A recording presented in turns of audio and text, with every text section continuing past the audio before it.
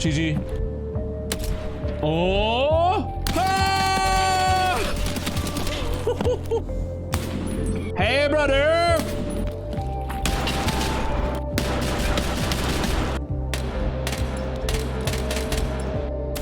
Yes! Yes!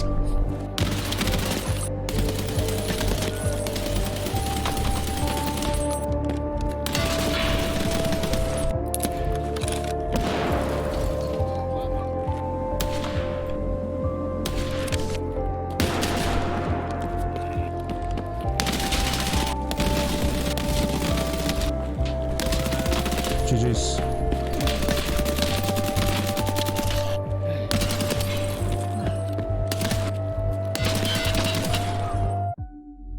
Hello everyone, and welcome back to another video. In today's video, I want to discuss the state of Escape from Tarkov, this wipe, in 2025. Tarkov is a very complex game, a very unique game, and also a genre-defining game. On this day, recording this video, I have well over 7,000 hours game time in Escape from Tarkov. In this time, I've experienced a lot. I've seen the game change and evolve over time. I've seen the community change. I've seen myself change. I'm sure if you've found this video, you've probably experienced Tarkov audio, vertical audio, desync, hit registration, lag, cheaters, €250 edition of the video game. The truth is, the game is not perfect. That could also be said for the majority of things in this life. We all have different ideas of perfection. One man's bacon and porridge is another man's bollocks covered in dog shite.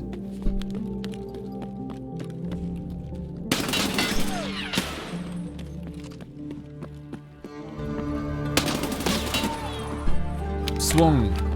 One tap. To this day, Tarkov is still my favorite game.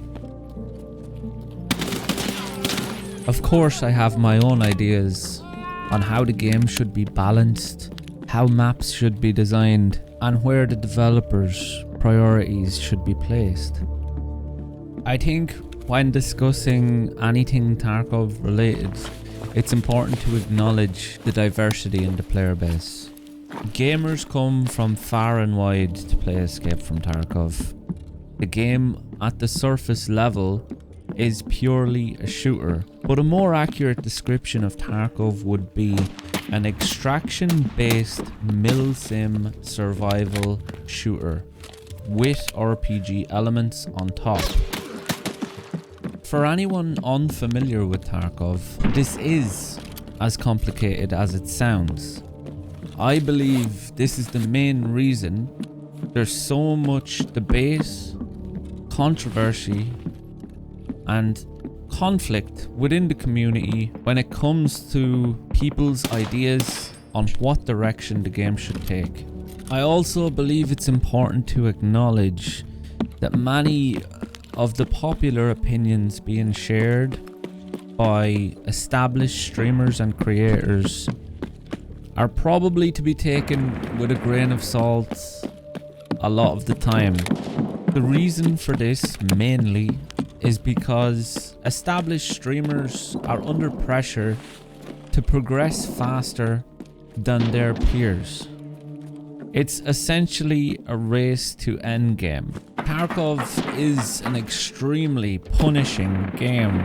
It's highly addictive, it's an amazing game. The lows are incredibly low and the highs soar beyond anything you've ever felt in any other shooter ever, unless you're playing on main stage, MLG, Counter-Strike, Team Ninjas in Pajamas, blah blah blah. If you do too much of anything in this life, you will burn out. You will mentally and physically be drained to the point of absolute dread and existential despair. My advice is to not focus on the negatives.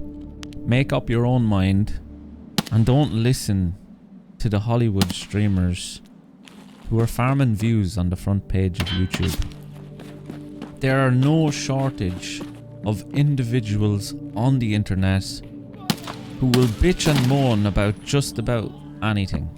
You could hop on Google right now and find negative reviews on anything in life. That's a raider, by the way.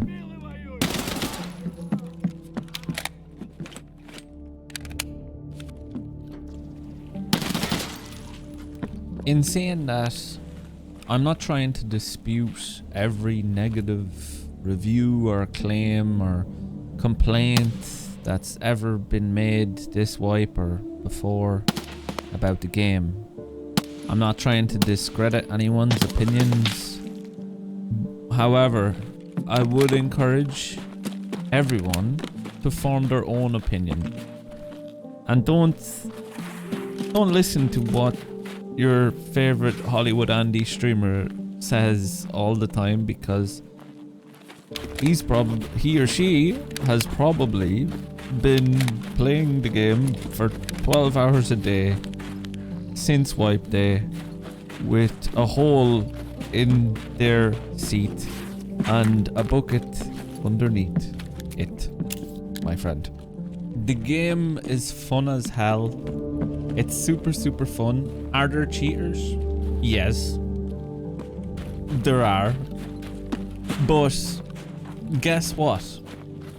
There are also cheaters in the Olympics. There are also cheaters at your workplace. There are also cheaters in relationships. Probably in your relationship. I'm sorry. I don't mean to. Yeah, no, never mind. Forget I said that. Cut that part out. Cut that part out, Jenny.